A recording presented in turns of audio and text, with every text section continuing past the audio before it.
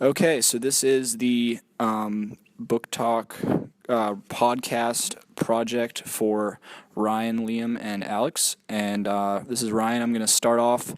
And my book was Moneyball by Michael Lewis. And the speaker of the book is the author, Michael Lewis, and his take on the life and kind of the job of Billy Beane, who was an ex-MLB player who kind of failed in the MLB and then became the manager of the Oakland Athletics and took them. They were a team with the second lowest payroll in the MLB. And this book was written in around 2004 and is focused on the time period between mostly between the late 90s and early 2000s. And he talks about how Beane used statistics and new ideas to gain a leg up in the MLB using only the second lowest. He had the second lowest salary in the MLB during that time span, and yet they were one of the best teams in the MLB. So that's the general overview of my book. This is Alex. The book I read for this project was titled A Heart for Freedom, and it was written by Chai Ling. So this book is essentially a memoir, and Chai Ling was a former student leader during the democracy movement for freedom in the late 1900s, around that time in China. So the book essentially details not only the events surrounding, although it does heavily emphasize the events surrounding the democracy movement and the specific details, her personal experience throughout this movement, but as well her own upbringing and the other effects before and following. So during this, she structures this essentially, it is a memoir, so she structures the narrative, breaking it up into chronological sequences of the events that occurred throughout her time and experience during this movement.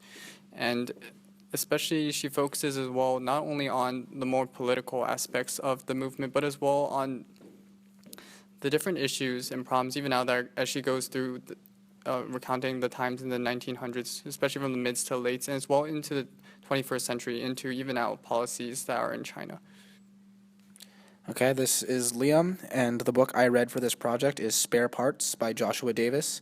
The speaker of this book is the author, Joshua Davis, who is retelling this story, which happened in 2004, and it follows a Latino teacher who has had many failed jobs and applied to be a substitute teacher at a very poor and impoverished school with 80% of the students in the poverty range. And it follows as well four Latino boys who have had very rough backgrounds, who are not documented in the U.S., so they are in fear of being deported. And they get together, and they want to build an underwater robot and compete in a competition, which is competed with along with very highly funded college teams. And the book is just a story of how they get together with a very low budget and are able to build this robot and work as a team and eventually win the competition they go to, despite their lack of resources, materials, and money. Okay, so now kind of going into structure and style of our books. I know Alex already touched a little bit on it, but for my book, for Moneyball, I think that it's kind of, and I think this is true for all three of our books, that it's kind of interesting how they are very similar to how the book Brain on Fire that we read earlier this year was structured. And I think mine in particular was kind of alternated between a story about a person or a certain number of people, and then also between explaining things. So I feel like in Brain on Fire, Susanna kind of flipped between telling her personal story and explaining something about her disease or whatever. And in my book, it might explain how on-base percentage or some other statistic worked or whatever, and then it would go back to telling the story of Billy Beane. So I think that's kind of how my structure of the book kind of was formatted. I also think his style, Michael Lewis's style, is kind of more casual. I think it was tailored to sports fans. So I mean, I'm a sports fan. I enjoyed it, but I think it it helped you really understand it. It was very clear, and it also was very kind of appealing to sports fans. I think there were some swear words and stuff in it, but it was that kind of book. It was a good book, in structurally and stylistically. And I've already touched a bit on the structure of my book, but as it was a memoir, it was written chronologically. But I think more into the specifics on how it was organized. And again, as well with my book, it was very similar to the structure on Brain on Fire, where Chai-Ling divided her memoir and her story into various sections, especially based on the significant periods of her life and as well of her involvement during the movement. She focused on a lot of things, really. Regarding this period, again, not only the political, but as well everything that gives the full details on why she was able to involve herself in it, why she involved herself in the movement in the specific manner that she did.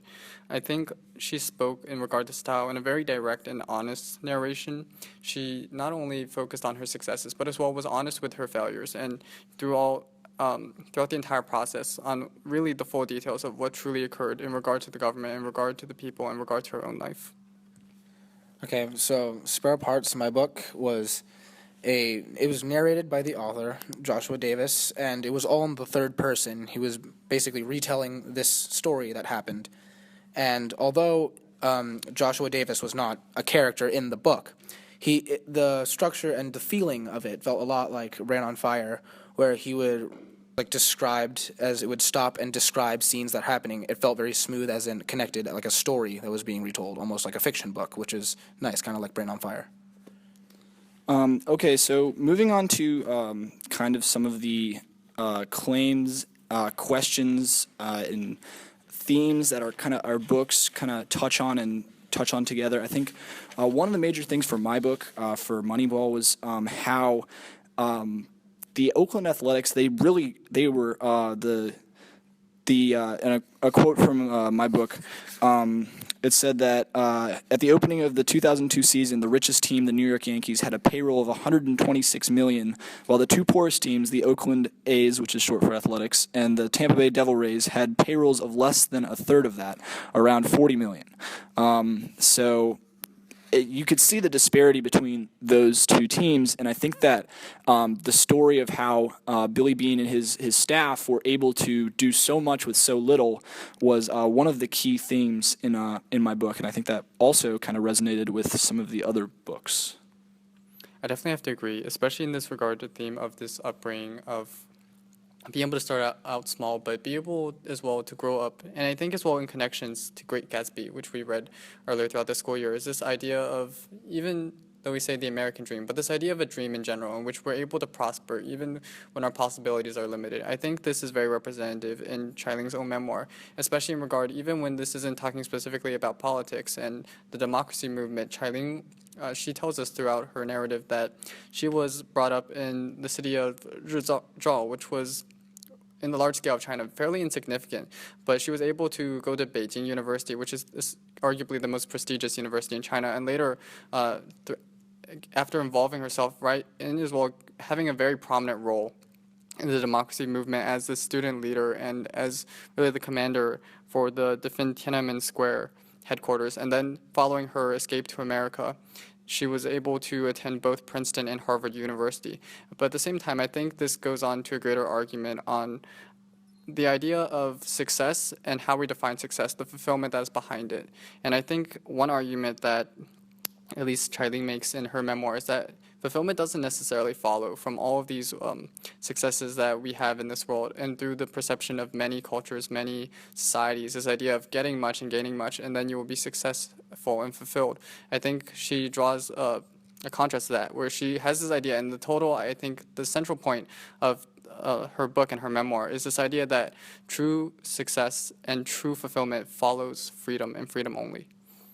Okay, yeah, I definitely agree. I like that point.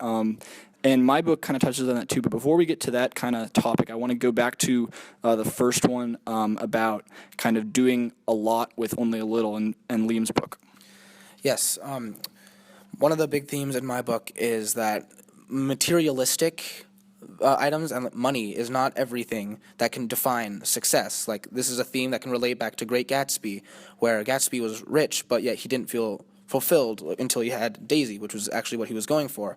In my book, the 4 boys who are building the robot together, they had $800, and they went around to like door to door and to shop asking for, hey, are any spare parts or trash that we can use to help build a robot? And they were competing against highly funded colleges, thousands of dollars into their robot, like MIT and Virginia Tech. And they spent a lot of time on this robot, and they really put heart into it. And this is what they were passionate about. And even though they weren't the first place in succeeding in the direct missions, their work effort and evaluation of the robot itself won them the competition, which I think is very important. And stepping back just for a moment for the American dream topic, which was touched on by Alex and Ryan, is that these Latino boys are undocumented and they are only looking for a new life. They had a very rough childhood, and this really shows like the dream of starting anew and becoming something else. Yeah, and I really just like that point, especially how Liam concluded, because that's relatable as well to my own book. And I think maybe in regards to Ryan's as well, even though Ryan's isn't really about immigrants, but this idea of when, again, we have little possibilities, depending on where we are, where we grow up, and where we essentially start out in society and in life. And especially this was in one way the same process for Charlie when she had to come over to America. She had to experience this newness and in this way to be able to experience the challenges and hardships of rebuilding essentially in one way a new life. I think that's just an interesting point to talk on, especially how people are able to overcome this, how people respond. Yeah, I really like that. And going on to what you guys have kind of touched on is this idea of like how, and I know that you both have referenced The Great Gatsby, how money can't buy everything, and especially you guys talked about kind of success, like money for, in Liam's case, it couldn't buy, success in that competition because all those other rich competitors didn't win, and and for Alex it was kind of like it didn't buy happiness, and it didn't buy freedom for him. And I think that for me, for my book, I thought it was like it didn't buy wins for the for Major League Baseball. Teams like the New York Yankees, who have so much money, they may win some games, but there are also many teams that have a ton of money that don't win. And in fact, later on, from my first quote, it says that the Rangers, the Orioles, the Dodgers, and the Mets, they spent huge sums and they failed spectacularly. And it says over the past 3 years, the Oakland A's had paid about $500,000 per win, and the Baltimore Orioles or the Texas Rangers paid about around $3 million for each win, which is more than 6 times of what Oakland paid. So it's basically kind of how the way that they went about the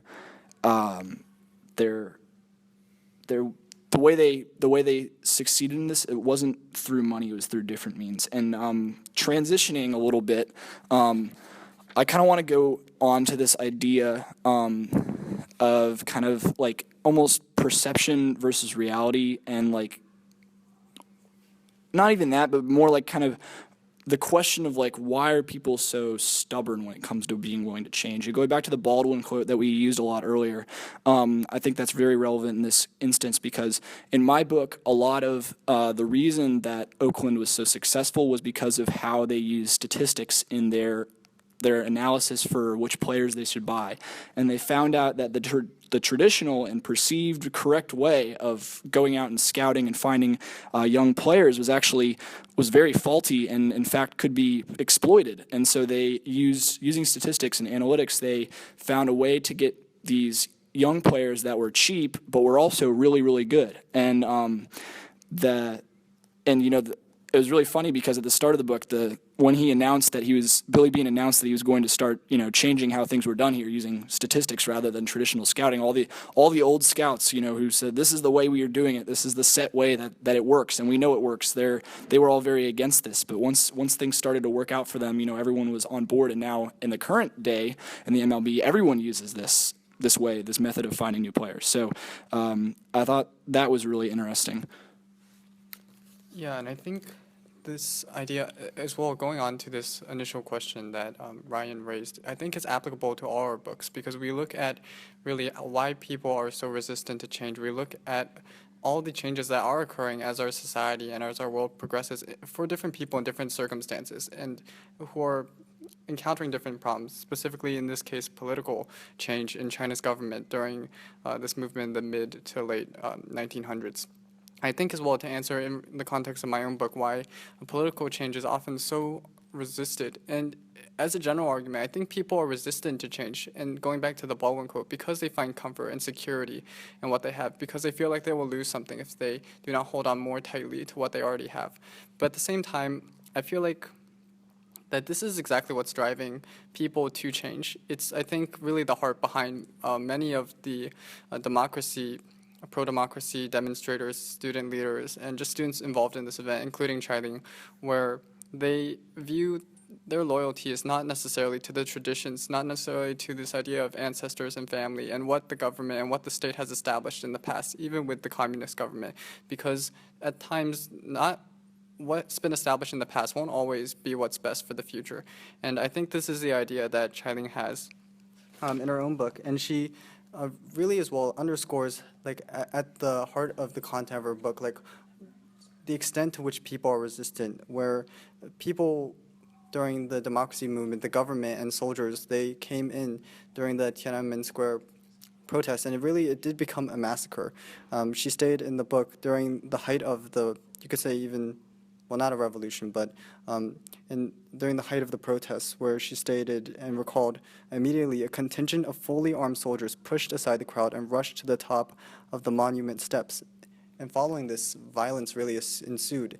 And we have to really consider, I think, in the larger context of change, why people are resistant to change again, and how then we should respond to this, whether we should be resistant so much to the change that could really result in what is good. Once this whole idea of perception and reality brings me back to one scene in my book, which I think can relate, where they walk into the competition and the narrator describes all of the people's reactions, and they murmur amongst each other, like, is this a joke? Because it was built with just basic PVC pipes of like weird colors and assortments. And the boys, instead of being discouraged by this, and they took that motive for the negativity from the crowd, and also it helped how the robot actually smelled. They named it Stinky, and then they used that name when they entered it into the competition, and they basically turned the negativity and turned it into positivity, and then it amazed the crowd how they were able to do so well, which was just an example of how what you first perceive isn't actually what's real. I was just going to make the statement as well, as we consider just connections, not only to what we've already talked about throughout our, I guess you could say, studies throughout AP Lang, but as well during, like, when we look at the context and when we look at historical context and occasion, and just at the modern events that are occurring, I think all of these events, what we're talking about, all of our books, they were written fairly recently in the 21st century, I believe. And even now, from the context of my book, we look at the changes that have followed, especially when following just the ideas of politics, looking more into the current policies and the detrimental policies in China. Chai-Ling goes into depth into specifically China's one-child policy and the forced abortions that even now are present throughout China, especially in the rural areas. And she focuses on just people's responses to this, her personal responses. And we can see that even now that what they talk about, it's still essentially history in the making. I think not only for my memoir, but for all that we are talking about, these are really events that still are occurring today, like regarding to what our books are talking about. We see, for one example, the one-child policy, there have been reforms in 2015, very recently. It was modified into a two-child policy, just as one example. And we see not only that, but there are definitely changes that are occurring over time, even when people, again, bringing back to this question that we raised at the beginning of our talk, why people are resistant to change. But even amid this resistance, that change is inevitably occurring. I think a lot of time for the good throughout this world. Yeah. Just to close out here, I think that connecting Liam's thing with how looks aren't everything, almost like a lot of players got overlooked because of they didn't look the part of being a professional baseball player, but it turns out that the statistics showed that they were a good professional baseball player, and the Oakton Athletics got a lot of good deals. So I thought that was an interesting connection to make. And yeah, going off what Alex said, I liked how he talked about how the connections to all three of our books have connections to current day. Like for mine, now the statistics and analytics that the Oakland Athletics kind of innovated is being used throughout the MLB currently. And for Liam, I know that the immigration and all that stuff is a very relevant topic in the current day. So yeah, these things definitely connect in that way. So all right, I think we're done here. Thanks for listening.